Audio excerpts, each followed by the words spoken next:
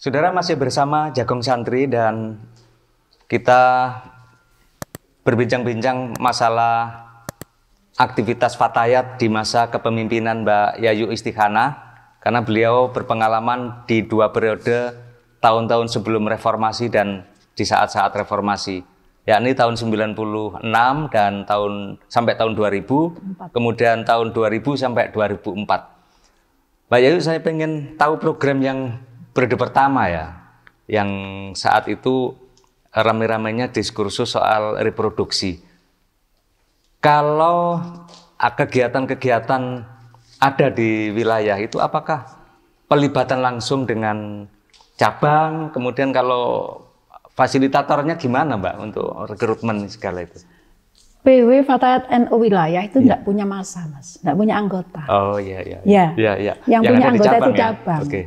Ya. Nah, kenapa kok kita kerjasama ini dalam rangka untuk menyiapkan pengkaderan fasilitator supaya di cabang itu ada.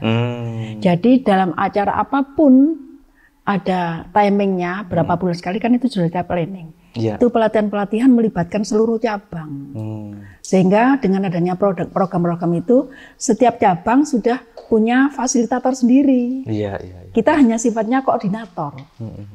Koordinator dan mediator. Iya. Jadi, ya terima kasih saya diingatkan wilayah ini kan nggak punya masa langsung. Nggak punya masa ya. Jadi nggak punya masa. Ini kalau tadi diceritakan yang Madura ya, kawasan yang lain misalkan Tapal Kuda, Pantura, kemudian Mataraman gimana Mbak pembagian aktivitasnya ini? Mohon maaf. Iya. Ini guyonan tapi temen itu apa Mas? Sehingga di sana dipakai pilot project. Memang Mataraman itu dulu waktu itu di Ponorogo, diambil satu-satu gitu, pilot project. Nah, akhirnya mereka kan ada Korda, nanti mengadakan acara yang dikoordinir oleh Korda. Kenapa kok di Madura? Madura itu santrinya Toto, getol, bahkan kalau ditanya itu bukan agama Islam, Mas. Agama NU. Tapi mohon maaf, karena kondisi, karena yang lain dan sebagainya, itu karena tradisi juga. Jadi pemahamannya itu masih perlu disempurnakan, masih perlu ditambah. Sudah punya itu sangu yang kekuatan yang sulit sekali. Jadi taat sama bunyai, taat sama kiai itu kan nggak ada kalau tidak di Madura. Sangat kental kan. Cuman ya itu tadi, kalau sudah kiainya, bunyainya ngomong A, nggak boleh makan sayur, ya nggak makan. Nah makanya kita dekati bunyainya, kita dekati Pak Yainya. Kita karena Fatayat ya kita dekati bunyainya. Alhamdulillah sedikit demi sedikit itu sudah paham. Untuk periode pertama, periode kedua tinggal penguatan Mas. Tinggal penguatan karena dari pusat hasil kongres itu sudah ada program yang secara khusus yang menyebutkan reproduksi remaja. Reproduksi ini karena kita juga meneruskan programnya pusat karena pusat sudah ada kerjasama dengan funding yang lain. Gitu. Ini saya tadi itu sisa-sisa aktivitas di periode pertama ya Mbak, yang agak mempunyai jejak kuat ini kan masa-masa ketika reformasi ya Mbak, 98, dan banyak kader NU yang kemudian terdistribusikan ke panggung-panggung politik ya. Mbak Yayu antara lain juga ya yang dapat berkahnya saat itu? Enggak ya? Saya memang waktu pendirian PKB itu kewajiban saya sebagai kader NU wajib ikut Mas, sampai malam-malam sampai subuh itu ikut. Kan dulu Banom dan lembaga kan wajib ikut. Wajib ikut supaya tahu. Tetapi perekrutan untuk ke partai, saya harus tetap komitmen sebagai ketua, sebagai pemegang amanat mandataris dari konferensi. Saya tidak masuk ke pengurus PKB Mas. Gitu. Tetapi teman-teman di rapat itu kan mesti ada tanya jawab, terus ada yang respon. Berarti yang respon ini kan yang kepingin. Saya teleponi nanti terdeteksi kita ya dari situ ya. Kita rekom ke PKB gitu dulu. Bahkan semua program apapun itu dulu hanya program reproduksi itu judulnya aja. Tapi isinya itu bagaimana upaya dan usahanya NU untuk membuat partai kendaraannya programnya NU ini tercapai. Isinya ya PKB. Sekaligus sosialisasi. Iya. Meskipun saya tidak pengurus PKB itu kewajiban saya sebagai mandataris kewajiban konferensi. Moral, iya, kewajiban moral. Betapapun yang saat itu NU punya memfasilitasi pendirian satu partai. Iya, wajib itu, tidak bisa ditawar-tawar. Menurut saya. Jadi saya tawari siapa yang kepingin, nanti kita rekom, buatkan surat oleh PW, kita kirim ke PKB waktu itu. Begitu. Ya, tapi Mbak Yayu pernah di Dewan juga ya Mbak ya? Nah, ini anehnya. Gimana Mbak?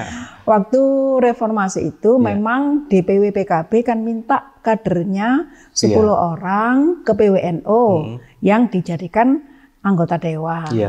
Nah, satu-satunya saya dirayu oleh Bu Mas Ruro waktu itu. Bu Mas, beliau kan guru saya yang mengajak saya ke Fatayat di Hadijah. Oh, gitu. Yang waktu saya anak-anak ngajar itu, yuk kon gelem melok Fatayat ya. Napa Fatayat niku Bu awal menyatu. Padahal Fatayat itu sudah mulai dari SMP sampai SMA di kampung ya. Saya bahkan wakil ketua Ancep waktu itu, tapi gak ngerti boys karena itu Darusan, Dibaan itu katanya Fatayat. Tapi isinya waktu saya sebelum megang Fatayat kan belum baca ADRT-nya Mas. Napa Bu? Wis pokok melok gitu. Terus diberitahu bahwa yang direkom oleh NU itu antara lain saya. Termasuk Pak Mas Mudi almarhum, Pak Fuad Anwar, itu kan wakil dari NU dulu. Jadi tidak masuk ke pengurus PKB, tetapi mewakili NU untuk menjadi dewan yang sebagai aspirasi dari NU waktu itu. Gitu. Saat itu untuk kegiatan Fatayat sendiri nggak terganggu Mbak? Enggak juga. Atau memang terkonsentrasi untuk kepentingan partai politik? Bagi saya Mas, harus dibedakan antara politik dengan NU. Karena saya sudah terbiasa mulai dari periode pertama, wakil-wakil ketua itu saya fungsikan. Ini membidangi program bidang ABC, yang wakil ketua program seterusnya gitu kan. Dan itu kita rakerkan, kita putuskan, masing-masing saya buatkan buku saku Mas. Separuh gini, ini isinya kalau sekarang RKPJM ya. RKPJM. Kalau dulu enggak, jadi mulai periode pertama memang setengah periode itu saya ngoyo Mas. Karena untuk mencari policy, strategi itu saya turun sendiri.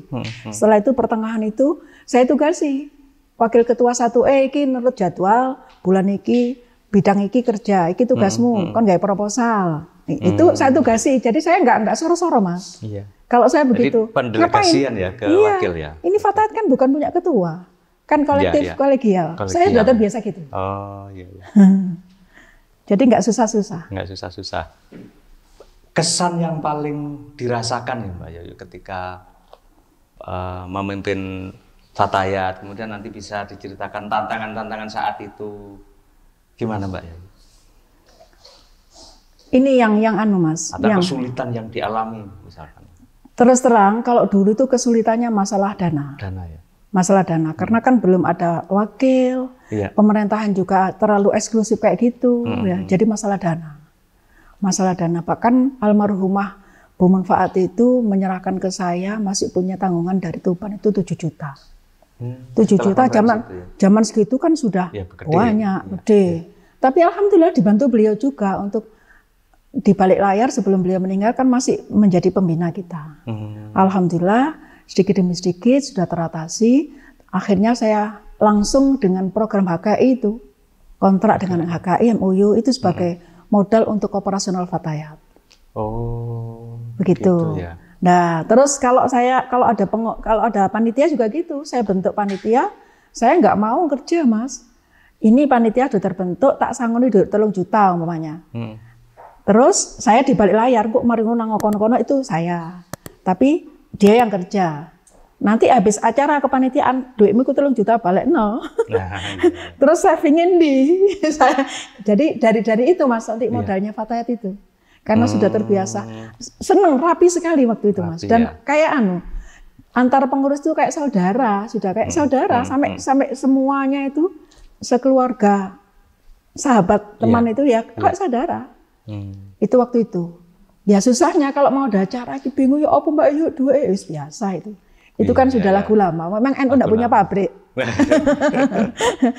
NU bukan pabrik, tapi ya harus kita lakukan itu tugas kita. Itu. Yang ini saya agak pengen tahu persoalan program yang membayangkan bagaimana saat-saat reformasi itu kita terserap untuk era-era euforia ya Mbak ya. Era-era euforia. Nah, pelaksanaan kerjasama itu masih berlangsung nggak saat-saat itu Mbak? Iya. Masih ya? Iya. Nah. Jadi waktu itu kan memang karena Mbak Yayu kan juga turun demo juga kan ya. masalah dana itu kan susah sekali Mas. Iya. Akhirnya mohon maaf, saya itu berpikir diceritani Bu Mufaati, ceritani yang lain. Kita itu waktu itu kan masih punya seragam yang jarit itu, seragam resminya itu. Untuk seragam yang baju kurung itu. Bukan kebaya jarit, sampai sekarang masih ada, tak simpen itu Mas. Terus untuk kalau ada acara-acara lain kan nggak mungkin. Jadi kalau sekarang itu seragam apa? Seragam non resmi itu. Saya berpikir beberapa kali kongres PP itu tidak bisa membuat itu. Akhirnya saya tekad di rapat untuk hutang ke Triguna 25 juta. Gaya apa Mbak Ayu? Tak kasih bayangan. Ada sahabat yang bisa membantu. Akhirnya waktu itu alhamdulillah income untuk operasional Fatayat itu dari seragam itu. Oh. Jadi kita membuat seragam hijau-hijau, jas hijau itu Fatayat Jawa Timur yang menciptakan, yang sekarang dipakai ke senasional itu. Jadi dari situ Mas. Diadopsi untuk kepengurusan pusat ya? Enggak, pusat pun beli ke sini. Oh, pusat beli dari Jawa. Pusat pun beli di sini waktu itu. Jadi belum beredar sampai di luar, tapi kita sendiri kita kerjasama sekarang dengan. Jadi seragam seluruh Indonesia. Nah, kalau melihat gitu rasanya alhamdulillah seneng gitu. Jadi hasilnya Jawa Timur. Itu membuktikan Jawa Timur memang jadi barometer kan? Iya, iya. Barometer di tingkat nasional. Iya. Jadi dari uang seragam itu antara lain operasional Fatayat itu. Karena cabang-cabang kan pesen, provinsi lain pesen, pusat pesen. Dan kita kan hanya telepon pabrik aja, tolong dikirim. Oh gitu ya. Jadi kan ada royaltinya Mas. Royalti yang masuk ke organisasi ya? Iya. Alhamdulillah. Karena insting itu saya kira juga menggerakkan kegiatan Mbak Yayu berikutnya ya, kegiatan untuk memproduksi sesuatu termasuk juga minuman itu ya. Iya. Mbak Yayu pernah juga, saya masih teringat sikap ketika Mbak Yayu menjadi ketua lembaga pertanian ya Mbak. Saya tidak pernah menjadi ketua lembaga. Nggak pernah ya? Bendahara. Sekarang sekretaris. Tetapi ketika mewakili suara NU soal pembelaan terhadap petani tembakau itu. Kok ingat Mas Diadi? Ya karena kita ini kan sepertinya ambigu ya. Satu sisi agar rokok itu tidak dikonsumsi masyarakat, tapi satu sisi petani-petani kita kemudian juga menghasilkan pajak dari itu untuk pemerintah. Nah ini kan pembelaan yang real dan kenyataannya juga di masyarakat kita petani tembakau juga masih melakukan aktivitas dan itu warga NU yang banyak ya Mbak ya. Ya, sekali lagi mohon maaf pada lembaga-lembaga yang lain ya. Sebenarnya NU membuat lembaga-lembaga itu kalau bisa kan harus ada kerjasama yang sinergitas ya. Sementara ini berjalan sendiri-sendiri. Nah waktu itu dalam keadaan emergensi memang harus kita bela. Memang harus kita bela. Kenyataannya di Madura, Probolinggo dan yang lainnya itu kan menanam tembakau. Dan itu sebagai mata pencarian. Kalau dia nggak menanam, anaknya nggak makan apa, sekolah apa, ya otomatis harus kita bela. Kayak waktu zaman saya dulu, sampai sekarang pun belum teratasi. Madura termasuk Sumeneb itu penghasil garam. Tetapi kenapa? Kalau sudah diukur kesehatannya, kadar garam beriodinamnya orang Madura itu di bawah 30%. Ini ada apa? Nah, otomatis ini kan harus kita sinergi dengan yang lain. Sehingga kalau sudah sinergi, pemberdayaan dan terwujud ekonomi, ayo kita gotong bareng. NU akan besar, NU akan jaya kalau seperti itu. Sementara ini kan berjalan dewe-dewe. Pertanian dewe, ekonomi dewe, hukum dewe. Apalagi belum lagi masalah ini Mas, masalah tanah. Regulasi tanah untuk petani-petani itu. Di daerah setelah saya terjun di LPPNU itu luar biasa permasalahannya. Jadi tanahnya petani itu sampai dijual oleh, ya mohon maaf ya orang yang tidak bertanggung jawab, sampai 3 kali 4 kali itu terjadi. Ini kan kita sepertinya nggak tahu. Pelik nanti. Nah, sebenarnya nggak tahu. Setelah saya terjun ke pertanian, aduh luar biasa Mas. Sebenarnya harapan masyarakat dan tantangannya itu ini siapa yang membantu? Itu sangat-sangat. Ini Mbak Yayu karena berada tadi tinggal di desa dan berada di tengah-tengah masyarakat dan tahu persoalan itu sendiri ya. Iya. Jadi akhirnya ya saya turun deh, saya kadang-kadang gini, bilang sama suami saya, kok nggak percaya mbak aku ya? Yang gimana laki-laki semua yang ngomong perempuan, kok percaya mbak aku ya? Ya mudah-mudahan ini bukan riak, kita ingin bareng bersama-sama. Sedikitnya kan nanti harapan saya cuma seperti ini Dok. Nanti kalau memang Allah itu memanggil saya di umur segini, kan anak si macan Fatihah Mas. Urusan rezeki itu minallah kok, menurut saya ya. Dan mudah-mudahan ini bukan riak, tetapi ini adalah tanggung jawab kita bersama. Masih banyak yang harus diselesaikan di masyarakat itu, Mas. Masih banyak. Ya, yang penting kita ini kan sama dengan petani, menebar kebaikan. Iya, iya. Jadi mudah-mudahan kita juga memberikan manfaat bagi kehidupan. Sampai sekarang ini oleh mereka yang tahu, Bu, kok mboten dibungkus sih didol? Kalau Mas Ria dipercaya, di rumah itu ada tong-tong, ada 4 tong. Ini tong grir, ini tong mikroba, ini biourin, ini anu. Terus ya gitu kalau udah ngomong, tenggrio, digawani 2 liter, 3 liter gitu. Itu sudah biasa suami saya.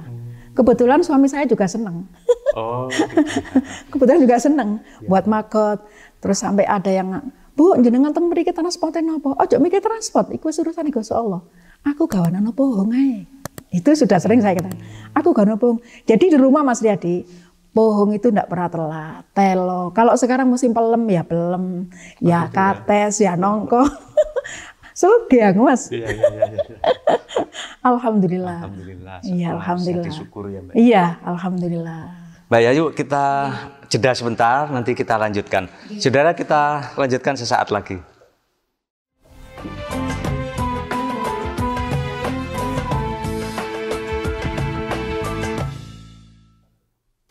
Saudara, masih bersama Jagung Santri, sajian utama Aula Media Televisi. Dan saat ini saya bersama Mbak Yayu Istihanah. Mbak Yayu tadi diceritakan program soal reproduksi ya. Tantangan yang pada saat-saat itu kan sudah muncul misalkan masalah narkotika ya Mbak. Narkoba, Gus Dur kan mengistilahkan narkobar ya. Respon Fatayat ketika itu gimana Mbak untuk melihat masyarakat itu? Waktu itu Fatayat masih kerjasama untuk meningkatkan gizi garam beriodiumnya ya, dengan UNICEF. Saya teringat dengan Mbak Nancy. Ada Mbak Nancy itu cerita, Bu Yayu, memang orang-orang Belanda dulu katanya untuk perang ke Indonesia itu tidak perlu menghancurkan pesantren, sekolah dan sebagainya, tetapi melalui akhlak. Itu katanya Mbak Nancy. Masih teringat sekali di Raya Darmo yang sekarang ini jadi di sampingnya kantornya Mas Hakim itu dulu. Yang tengah. Dulu saya itu kan kantornya Fatah di tengah situ. Nah, terus kenapa? Melalui akhlak, melalui makanan, minuman dan sebagainya. Itu kata Mbak Nancy. Jadi dari situlah orang-orang luar itu ingin menghancurkan Indonesia melalui akhlak dan nilai-nilai agamanya. Nah, kita harus paham, harus pinter.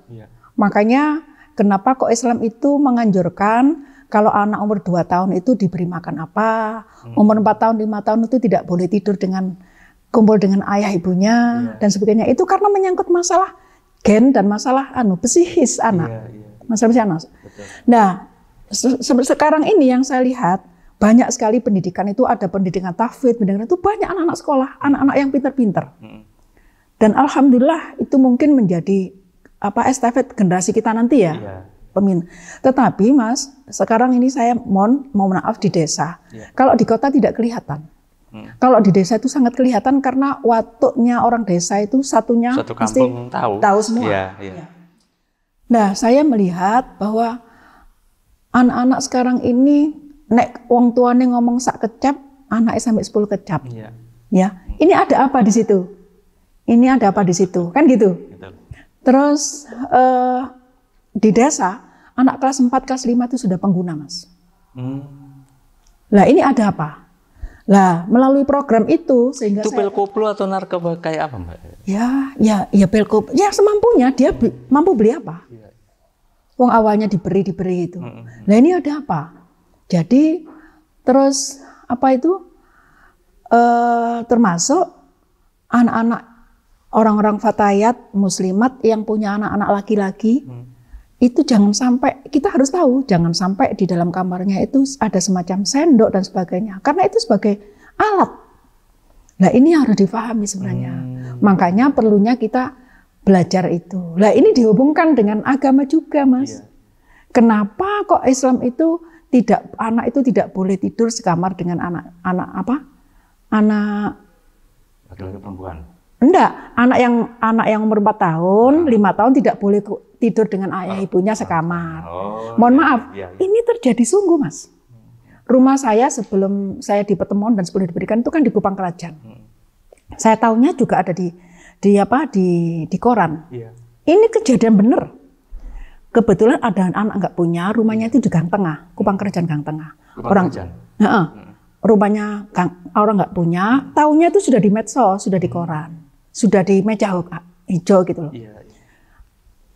Karena rumahnya kecil ya, terus gerdenya itu, kasurnya itu tingkat, yang bawah itu orang tuanya, yang atas itu anaknya 2. Pengakuan anaknya ini, anaknya itu kalau setiap turun itu melihat bapak ibunya sedang sepak bola itu.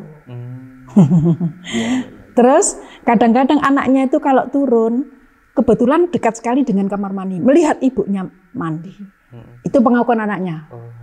Nah, anak ini drop out. Karena orang nggak punya, akhirnya dia itu jaga parkir, jualan koran waktu itu di Doli. Kan dekat. Di Doli. Karena di Doli itu melihat akuarium kayak gitu, otomatis kalau sudah balik kan punya, itu kan manusiawi.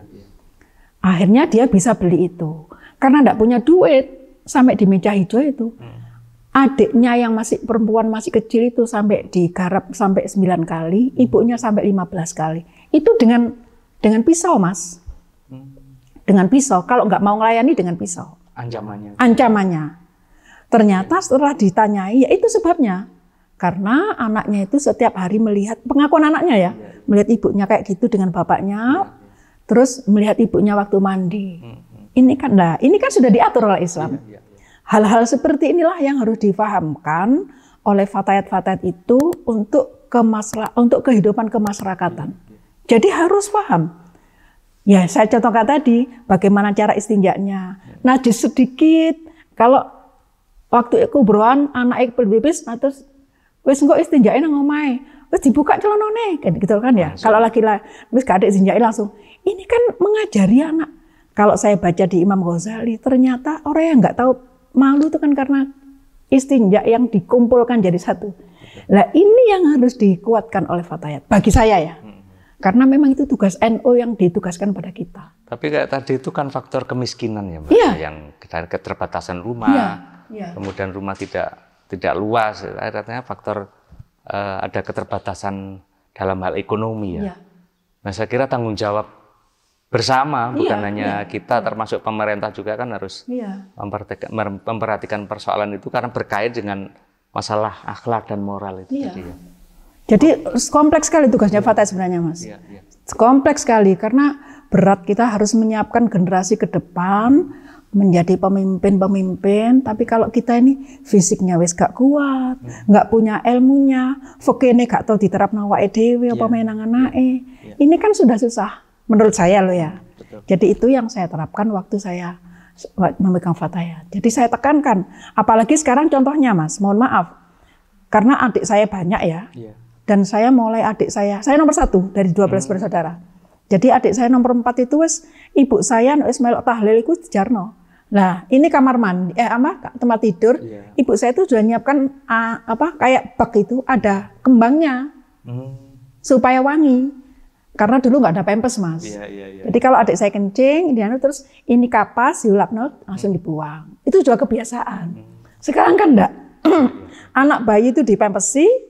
Kalau kencing, wis angel-angel, pampers dijogok, terus dikit bedak, nggak pakai istinja. Nah ini kumpul terus. Kalau udah kumpul terus, menurut fikih, apa gak jadi penyakit nafsu? Nah itu yang saya pikir, Mas. Nah ini makanya kita harus paham betul bagaimana aplikasinya fikih dengan kemasyarakatan. Ini yang jarang sekali dipahami oleh masyarakat. Dan itu tugas fatayat. Jangan hanya geruduk-geruduk, tahlilan, geruduk-geruduk, tibaan. Nggak apa-apa, itu makanan pokok, jangan ditinggal. Kalau nggak ada itunya bukan NU, tetapi di sela-sela itu harus disampaikan masalah seperti ini. Nah, kalau ngaji khusus, katanya wis NU kok ngaji, gitu loh Mas, wis waleh. Gitu ya. Nah, melalui program nanti sebenarnya lomba keluarga sejahtera, kriterianya itu kan bisa yang menarik gitu. Apalagi sekarang ada medsos, kok di video, wong HP sendiri terus ini dilombakan. Itu yang menarik sebenarnya sekarang bisa diaplikasikan. Sekarang saya pengen tahu ini Mbak soal regenerasi karena jeda dari setelah Mbak Yayu tahun 2004 kemudian tidak lagi di Fatayat ya, artinya sudah mengemban khidmah di NU di bidang-bidang yang lain ya. Saat itu menyiapkan regenerasi gimana Mbak? Kan ada ketua-ketua dan sekretaris ya, dan bendahara. Mohon maaf Mas, karena waktu itu saya masih punya ikatan moral dengan PKB. Otomatis saya harus komunikasi dengan NU dan dengan PKB. Waktu itu masih Pak Limas Han. Kira-kira siapa? Terus di kriterianya si A begini. Nah, pengganti saya juga Mbak Faridatul Hanum itu juga salah satu wakil sekretaris di Fatayat waktu itu. Jadi sudah terjadi dan ini sudah tertata sejak mulai Bung Masuro, Bung Novaati itu sudah diterapkan seperti itu, sehingga yang memegang Fatayat itu supaya tahu bagaimana Fatayat terutama Jawa Timur. Karena kalau sudah di acara-acara nasional, Jawa Timur ini sebagai acuan kan? Sebagai acuan. Nah, Jawa Timur A ya A, B ya B begitu. Nah, ini yang kita khawatirkan. Alhamdulillah sampai sekarang pun juga masih seperti itu. Dan setelah Mbak Faridatul Hanum kan Mbak Hikmah ini juga memegang PC Fatayat di Malang. Jadi ya dan sekarang masih tetap komunikasi sehingga insya Allah program-program itu masih dari pusat dari itu dan sesuai dengan kearifan lokal di Jawa Timur itu masih terjalin baik. Itu. Saya ingin tahu terakhir harapan untuk kader-kader Fatayat ya Mbak ya, kader-kader Fatayat. Termasuk bagaimana pendistribusian dari IPPNU ke Fatayat, sejauh mana yang Mbak Yayu alami itu? Kalau saya dulu memang sejak awal, mulai dari sekretaris sampai ketua itu, adik-adik IPPNU yang punya kemampuan, keinginan untuk ke Fatayat kita rekrut. Dari Panom-Panom itu juga kita rekrut. Dari Panom yang lain, artinya dari lembaga Panom selain Muslimat IPB Fatayat kan ada Panom lain lagi. Kita rekrut yang perempuan. Jadi termasuk dulu pernah masuk juga Mbak Rini. Itu waktu zaman saya juga membantu bidang apa lupa saya. Terus Mbak Ulfa itu juga pernah jadi pengurus Fatayat zaman saya. Jadi artinya supaya sinergi, kemampuan ini bisa kita jahit bareng untuk kepentingan Fatayat waktu itu. Sekarang pun juga seperti itu, zamannya Mbak Dewi ini anak-anak PP juga sudah ada yang direkrut. Ya. Berarti nggak ada kesenjangan regenerasi ya Mbak ya? Alhamdulillah masih, kalau di Jawa Timur masih bisa seperti itu. Pesan-pesan untuk generasi yang lebih muda ini bagaimana Mbak?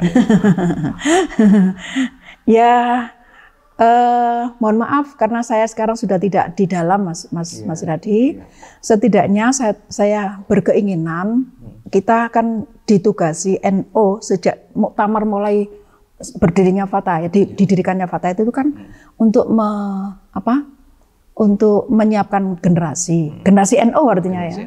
Artinya generasi NU itu bukan hanya pintar matematika tok, tapi harus seimbang antara kaki kiri dan kanan. Jadi Rabbana atina fid dunya hasanah wa fil akhirati hasanah yang seimbang.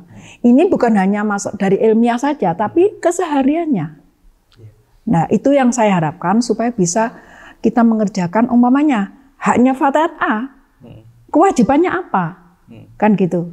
Ini pada semuanya, sehingga kalau diklarifikasi satu persatu kan terlalu panjang.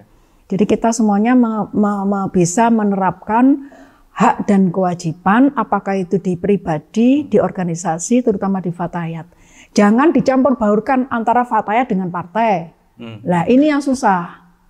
Ini yang susah kadang-kadang, mohon maaf Mas, ikut duduk PKB Bu, ojo direken. Nah, kadang-kadang terus membuat fiksi sendiri. Nah, kalau sudah fatayat ya sudah fatayat, kita tidak usah ngomong yang lain. Kalau sudah, apalagi sekarang multi partai. Karena di luar NU itu Mas, memang sengaja dipecah, diletakkan di mana-mana termasuk di PKB. Dan suatu saat, bukan suatu saat, ada timingnya, dia pasti dikumpulkan oleh organisasi untuk mengerjakan kamu bisanya apa, kamu bisanya apa, kamu bisanya apa. Saya tahu persis, mohon maaf, karena saya pernah memegang sekretaris KNPI. Jadi tahu semuanya dan diceritai. Sampai kadang-kadang, Mbak, itu rapat Mbak Melo, Mbak. Enggak, kok aku di sini Wong, saya gitu. Enggak Pak, sama Cik Rodok Mbak, itu saya lakoni Mas. Jadi tahu ya kultur mereka ya. Iya, supaya tahu, supaya paham, oh gini caranya, oh gini. Sampai pada waktu eksekusi organisasi apapun, kalau dari luar kita itu intimidasi itu berlaku. Nah, itu kan kalau di kita kan tidak diperbolehkan.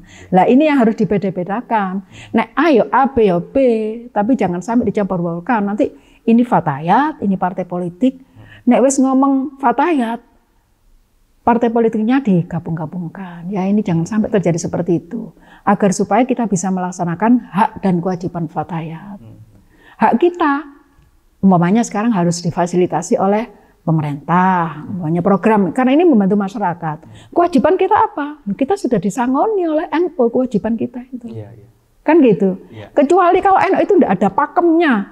IPP ku ini, fatayat begini. Dulu Mas, waktu zamannya Mbak Ida Fauzia jadi ketua IPP, saya sudah mengusulkan, mbok gawe bimbingan belajar. Apalagi sekarang bimbingan belajar online. Ternyata luar biasa itu duit Mas. Karena pernah waktu saya karena ketemu waktu saya bersama dengan BKM, Bravo Kaula Muda, ketuanya Mas Idrus dulu. Zaman Pak Basofi. Pak Basofi. Kan akrab sekali, terus dolen-dolen. Satu kamar ini Mas, itu brosurnya bimbingan belajar. Satu lembar cuma 10.000. Coba kita hitung, 10.000 ini kalau satu rem aja berapa? Nah ini kan bisa merekrut anak-anak ITS, anak-anak kan jadi fasilitator, mereka kan gak kesulitan mencari duit. Nah coba sekarang kita kembalikan aja hak dan kewajiban masing-masing itu. Wah luar biasa kekuatan NU Mas. Nggak, jangan dicampur adukkan antara organisasi dengan partai, susah. Ya kalau sebenarnya kita bisa belajar ya. Kalau saya ngamati di PP Muslimat itu kan banyak orang-orang partai yang berbeda-beda. Tetapi ketika ngumpul aktivitas dalam satu wadah Muslimat, partainya sudah nggak nggak diomongkan. Yang penting ngomong soal program organisasi gitu. Saya kira Fatayat Jatim bisa diarahkan. Karena Fatayat Jatim sudah mulai sekarang. Waktu transisi setelah saya, sebelum ini itu terjadi. Gitu. Kalau Muslimat itu kan sudah settle Mas. Iya, sudah mapan ya. Artinya sudah mapan, sudah paham. Oh, itu. Kalau Fatayat kan ya wajar ini kan masa-masa apa ya? Berkembang. Iya. Apalagi PP. Itu wajar, tetapi mari kita mulai. Sudah biasa. Kalau Fatayat Muslimat di sini juga begitu. Sudah ada nasdemnya, sudah ada semuanya, macam-macam. Tapi ketika kumpul dalam satu wadah Muslimat atau Fatayat, kepentingan partai diabaikan kan gitu ya. Iya. Dan ini harus kita mulai karena orang lain bisa, kenapa kita enggak?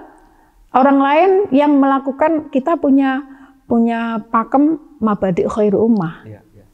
Kenapa kita punya teori, mereka yang mengerjakan? Ini yang harus kita terapkan. Dari situlah kelihatan nanti hak dan kewajibannya, Mas. Mabadi khairu ummah itu sudah, subhanallah, memang pendiri-pendiri NU itu sudah luar biasa pemikirannya. Jadi Kiai Mahfud Siddiq sudah meletakkan, muassis kita sudah meletakkan dasar-dasar tujuan nanti masyarakat yang baik itu kan Mbak ya itu. Mbak Yayu, ini NU kan menjelang 100 abad ya, 1 abad yang kedua. Ini harapan-harapan ke depan ini kita kan tentu punya imajinasi bahwa kalau sekarang begini, nanti ke depan NU harus begini. Harapan ke NU secara umum gimana Mbak? Saya nanti kalau ngomong NU ke depan ya salah Mas, keliru Mas. Saya hanya sebagai kader aja. Fatayat nanti ke depan, kader-kader kita itu ke depan itu dalam aktivitasnya, kemudian yang ideal itu yang dibayangkan bagaimana itu? Sesuai dengan ini Mas, kita terapkan aja Mabadi' Khairul Ummah itu. Semua kader NU kalau kita kembalikan pada bagaimana kita tasamuh, bagaimana kita adil, itu kalau sudah kita terapkan tawasud, itu sudah luar biasa. Itu aja sudah nggak kurang-kurang. Ini yang mereka terapkan sekarang. Mohon maaf, mereka yang sekarang katanya radikal-radikal, itu sebenarnya mereka mengerjakan ini, Mas. Mengerjakan ini. Karena ya sewu, kan saya pancing-pancing, apa sih gitu. Mereka yang mengerjakan ini. Nah, kita sudah tidak perlu berharap, ayo kita maksimalkan apa yang menjadi kalau saya namakan pakem ya, pakemnya NU itu ya termasuk Mabadi' Khairul Ummah. Kita sudah disangoni semua mazhab itu kapan kita melaksanakan, dan itu semuanya kita akui semua, kita jalankan semua. Ayo kita bersama-sama, gandeng menggandeng, semua lembaga, semua banom, insya Allah NU itu besar. NU itu besar, dan kalau kita bersatu, orang lain memang nggak seneng Mas. Nah, yang nggak seneng ini sekarang keplok. Tapi NU-nya nggak terasa, bukan NU-nya, orang-orangnya. Ya wajar, kita punya kepentingan biasa itu, manusiawi, dan tidak boleh kita musuhi, tetapi harus kita ajak bareng-bareng.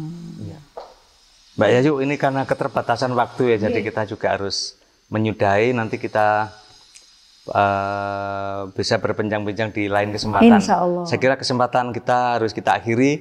Banyak hal yang diingatkan oleh Mbak Yayu dalam kapasitas sebagai mantan pemimpin di Fatayat Nahdlatul Ulama. Fatayat menjadi pijakan untuk meletakkan generasi-generasi yang lebih baik di masa mendatang. Sekian kita sudahi Jagong Santri kita kali ini, dan terima kasih atas segala perhatiannya.